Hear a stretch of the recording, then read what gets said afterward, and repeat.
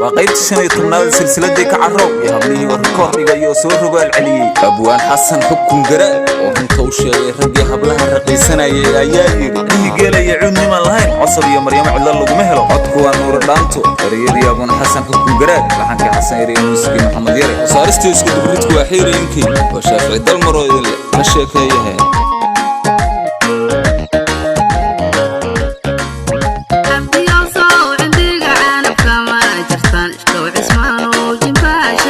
See